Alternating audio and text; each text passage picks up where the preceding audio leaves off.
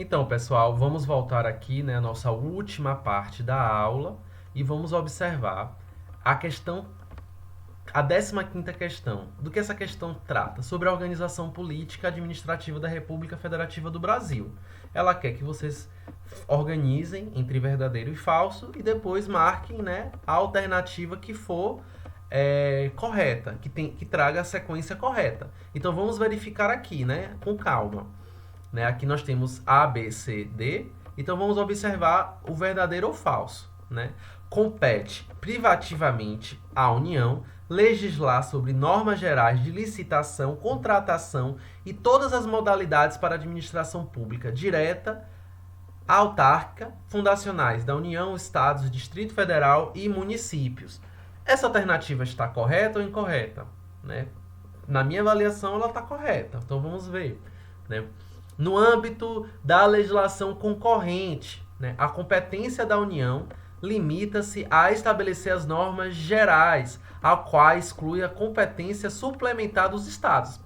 Veja, né, já está errado aí. Né, não exclui a competência suplementar dos Estados. Né, pelo contrário. Então vamos observar a terceira expressão. Os estados podem incorporar-se entre si, subdividir-se, desmembrar-se para se anexar aos outros ou formarem novos estados ou distritos federais mediante a aprovação diretamente da população diretamente interessada através de referendo e do Congresso Nacional por lei complementar. Né? Então está errado, né? Essa alternativa está incorreta. Né? Vamos ver onde é que ela está incorreta no próximo slide. Né? É assegurada, nos termos da lei, exclusivamente aos órgãos da administração direta da União participação no resultado da exploração do petróleo ou gás natural dos recursos hídricos. Tá incorreta. Nós vamos ver por que essa alternativa está incorreta. Compete à União, na forma concorrente, administrar. Veja, já usa aí uma expressão errônea. Quando eu falo de competência concorrente, eu não estou falando de aspecto material administrativo. Eu estou falando de um aspecto legislativo, o ato de legislar. Então vamos ver aqui, né, com mais calma. Não, provavelmente a alternativa correta é a D, né? Então né, a D. Então aqui, né, eu coloquei a alternativa E, mas é a alternativa D. Então me desculpem, não tem alternativa E. Então por que, né, a alternativa, a segunda expressão está incorreta? A competência suplementar dos estados não está excluída. Né? Se a União legisla a norma geral, pode sim o estado complementar. Né? Porque a terceira alternativa está incorreta, porque ela usa a expressão referendo. Né? Referendo é diferente de plebiscito. Porque referendo, né, ele é uma forma de confirmação de uma decisão, né, como foi a relação com o Estatuto das Armas, não foi um plebiscito. Então, o artigo 18, parágrafo 3º, usa a expressão plebiscito. Deixa eu diminuir aqui o tamanho da fonte. Voltando. É assegurado, nos termos da lei, exclusivamente aos órgãos da administração direta da União. Ou seja, os estados do Distrito Federal e os municípios também podem usufruir, né, dos resultados da exploração do petróleo. Né? Por isso que tem a guerra dos royalties, né, que aconteceu com a questão da exploração do pré-sal, que muitos estados estavam brigando, porque tem estado que produziam mais, né, outros estados que não produziam iam se beneficiar também. Então, né, se esquece da solidariedade, né, dos princípios lá previstos no artigo 3º da Constituição Federal sobre os objetivos da República Federativa. Né? Nós temos que reparar as desigualdades. Então, todos os estados podem sim, né, os municípios podem sim usufruir, né, desse resultado. E, por último, a questão F, a última alternativa está incorreta porque, primeiro, ela usa a expressão errada. Segundo, compete à União, né, administrar as reservas cambiais. Veja, é uma competência exclusiva. Então tem dois erros aqui, tanto a expressão concorrente, que eu já descartei logo, mas também tratar de reservas cambiais, né, é um interesse nacional. Emissão de moeda é um interesse nacional. Então, né, vamos se atentar para isso sempre. A organização político-administrativa da República Federativa do Brasil compreende os estados, o Distrito Federal, os municípios, o mar territorial e a plataforma internacional? Somente os territórios, estados e municípios? Né? Os estados, municípios, rios, a Mata Atlântica. Veja, essa questão está bem fácil, né? Alternativa D, obviamente a correta, né? A União, os estados, o Distrito Federal, né, os municípios, todos são autônomos. Observem, União, esse nome aqui é um ente político, né, que tem o chefe de Estado e o chefe de governo, o presidente da República, né, nosso sistema é presidencialista. A União, ela não é soberana. Quem é soberano é a República Federativa do Brasil. A União, ela é autônoma. Então, lembrem, não há hierarquia entre os entes políticos. O que há é uma concentração, né, de atribuições, o que torna, né, o que torna nosso pacto federativo desproporcional. Então essa questão tá, né, café com leite, bastante fácil, né? Aqui nós temos o gabarito. 17ª questão. Com relação às normas constitucionais relativa à estrutura e à competência dos entes federativos e à intervenção federal, assinale a opção correta. Né? A Constituição Federal veda expressamente a divisão do Distrito Federal e dos territórios e municípios. Os territórios, sim, os Distritos Federais. O Distrito Federal, sim, não pode ser dividido em municípios. Como eu já disse antes, que isso é um absurdo. Peraí que eu fiquei um pouco rouco agora.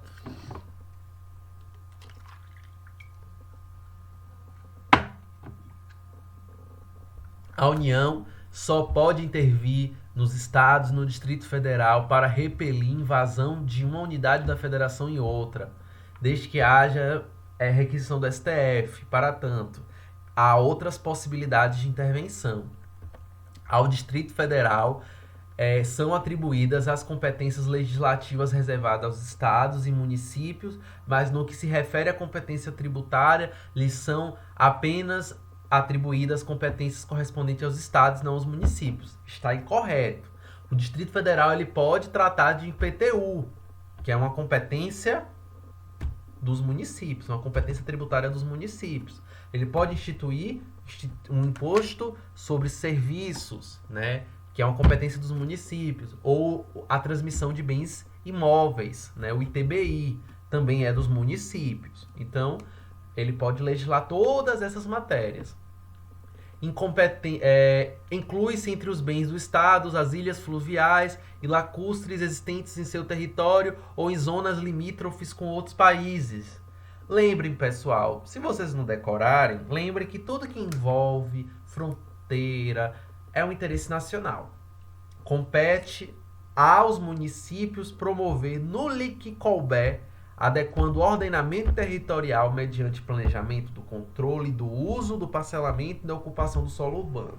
Então, eu, que me especializei em direito urbanístico, me aprofundei em direito urbanístico lá no mestrado e também durante a graduação, é sempre importante lembrar que o direito urbanístico, né, ele é competência concorrente, né, dos estados, do Distrito Federal e da União, mas a ordenação, né, do espaço municipal, né, as zonas de interesse social, né, os códigos de conduta sobre o tamanho de uma construção, de um prédio, isso é uma a ordenação do solo, isso é uma competência local, é um interesse local. Então cabe ao município tratar dessas questões, a ordenação do espaço. Os municípios acima de 20 mil habitantes e aqueles que exploram atividade turística de ampla repercussão, eles são obrigados a ter um plano diretor. Então, a resposta Está lá no artigo 30, né, inciso 8, né, como vocês podem ver aqui. Né, o município tem competência para ordenar a ordenação territorial, né, definir os critérios de ocupação do solo urbano. Tudo bem, pessoal? 18ª questão. Né, nós temos aqui aquela questão bem dificinho, né, que é 1, 2, 3 e 4. Né, e aí tem que sacar qual é a sequência.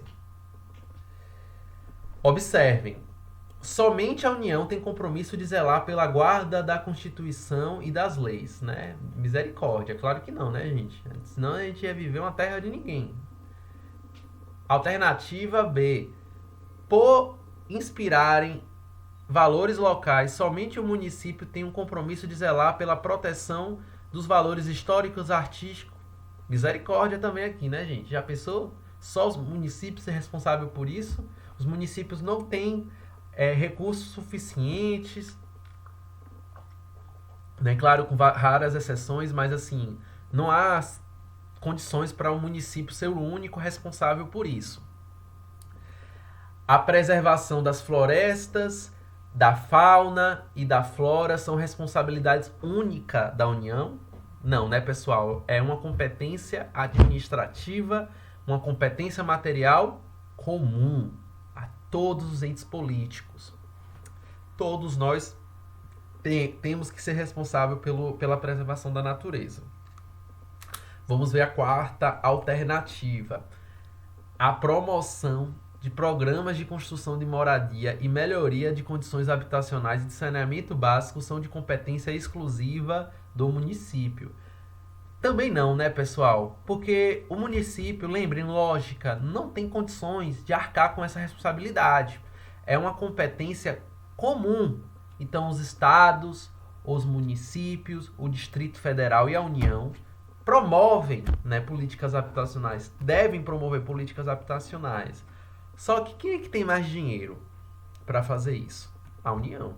Tanto é que o maior programa habitacional da história do Brasil, né, o programa Minha Casa Minha Vida, ele foi pensado na União, mas ele foi executado com os municípios. Então, foi o objeto da minha tese. Eu estudei os programas habitacionais do Minha Casa Minha Vida.